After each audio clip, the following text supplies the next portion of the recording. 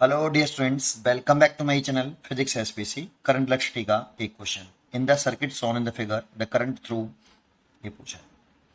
देखो सबसे पहले हमें ये टोटल करंट निकालनी पड़ेगी आई। अगर हम इस करंट को निकाल लें तो वही करंट इसमें है। देखो यहाँ आई ही आया, फिर वो ये करंट यहाँ पे आके डिवाइड होगी, फिर ये वाली करंट जो है ये वाली आ रही है ये फिर दोबारा से डिवाइड होगी। अब ये वाली करंट इसके अंदर जाएगी, लेकिन इस करंट को अगर कैलकुलेट करना है तो पहले हमें टोटल रेजिस्टेंस निकालना पड़ेगा पूरे सर्किट का, फिर ये टोटल पोटेंशियल डिफरेंस है, टोटल करंट निकल आएगा। ठीक है नहीं? तो जरा समझो, पहले टोटल रेजिस्टेंस निकालें तो देखो ये पूरा ब्रांच में ये तीनों सीरीज में है, क्योंकि इसमें करंट सेम चल रही होगी ऐसे ये, और एंड टू एंड कनेक्टेड है और सेम करंट फ्लो कर रहा है। तो 2 ohm 4 ohm and 2 ohm are in series. तो सीरीज में करें 2 और 4 6, 6 2 8, तो 8 हो जाएगा। तो इसका एक सर्किट डायग्राम बनाते जाएं। इसमें सब केवल केवल सर्किट डायग्राम बनाना है और कुछ नहीं करना। कुछ इस तरह से सर्किट डायग्राम बन जाएगा भाई।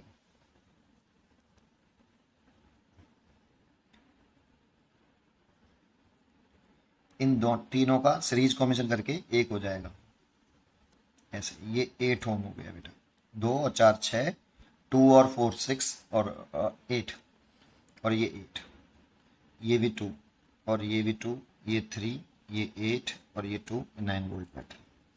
अब देखो यहाँ से ये जो करंट आ रही थी ऐसे ये, अब देखो ये करंट डिवाइड हो रही है और इसके अक्रॉस जो पोटेंशियल डिफरेंस है 8 ओम के और इसके सेम होगा, क्योंकि ये अगर इसका पोटेंशियल एक्स इसका वाई, तो इसका पोटेंशियल डिफरेंस हो गया एक्स माइनस वाई, इसका भी एक्स माइनस वाई।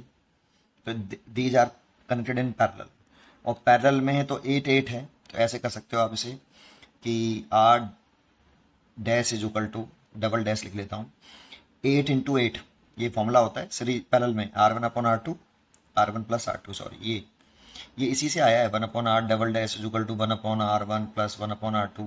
सॉल्व करोगे तो ये आएगा। 2 के लिए यही है, 3 के लिए यही करना पड़ता है। ठीक है, तो आप यहाँ से कर लो, दोनों का मल्टीप्लाई कर लो। वैसे आधा हो जाता है जब भी ये इक्वल हो ना और पैरेलल में कनेक्टेड हो, तो हाफ हो जाएगा। 8 का हाफ हाफ कितना होता है 4, करके देख लो। 8 इंटू 8 और नीचे हो जाएगा 16, तो 8 से कट गया 2 बार, 2 से कट गया 4 बार, है ना?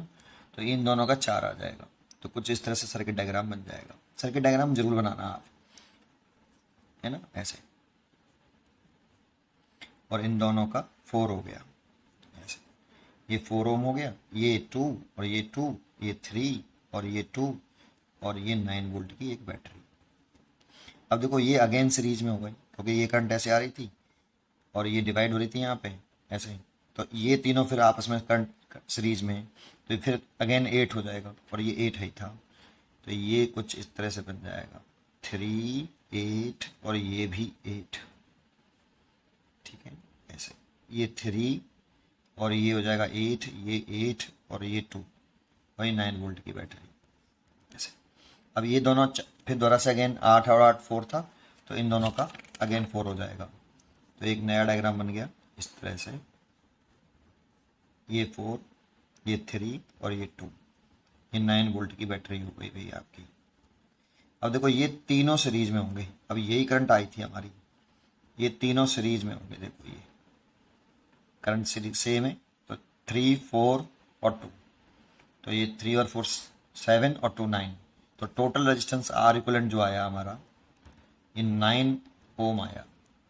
तो टोटल करंट कितनी आ जाएगी, आई रहा total EMF upon total resistance, ये फॉर्मूला होता है ना।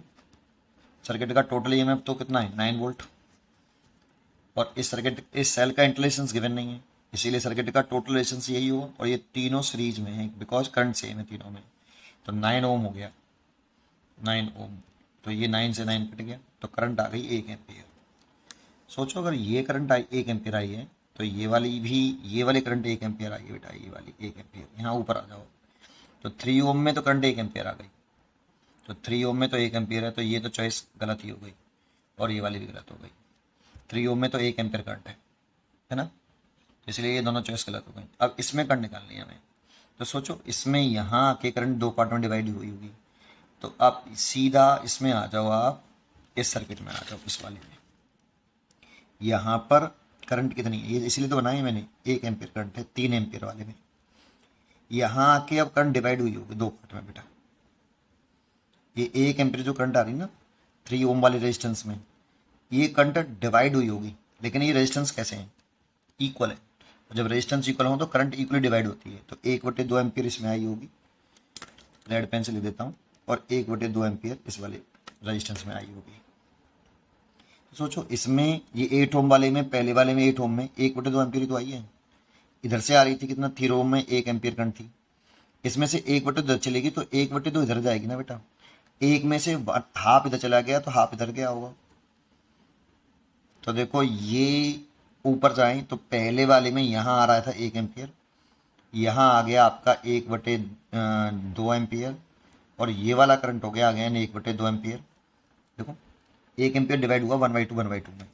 अब इसमें आके देखो फिर ये दोनों इक्वली एक जैसे हैं, तो इसमें फिर 1/2 का आधा जाएगा। ये करंट कितनी है, हाफ, तो इसका इक्वली डिवाइड होगा ये करंट। तो ये वाला हो जाएगा आधा का 1/4 एम्पीयर, और ये वाला भी आएगा 1/4 एम्पीयर। अब देखो ये दो शुरुआत के 8 में 1/4, इसमें आ जाऊं तो देखो 1 एम्पीयर इधर से आ रहा था, तो ये तो 1/2 एम्पीयर गया था, और ये वाला भी 1/2 एम्पीयर गया था। इसमें ब्लू पेन से लिखता हूँ, 1/2 में से इधर 1/4 एम्पीयर गया है, और इधर भी 1/4 एम्पीयर गया है।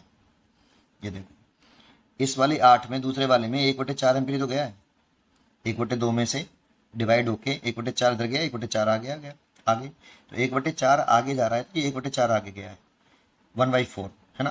तो इसमें करंट कितनी आई, देखो दिख रहा है 1/4 एम्पीयर आई। 4 ओम में कितनी करंट है, 1/4 एम्पीयर। 1/4 एम्पीयर मतलब 0.25 एम्पीयर डिवाइड करने पर, तो 4 ओम वाले रेजिस्टेंस में करंट है 0.25 ampere. D choice is correct. उम्मीद करता हूँ कि आपको ये रूल समझ में आया होगा।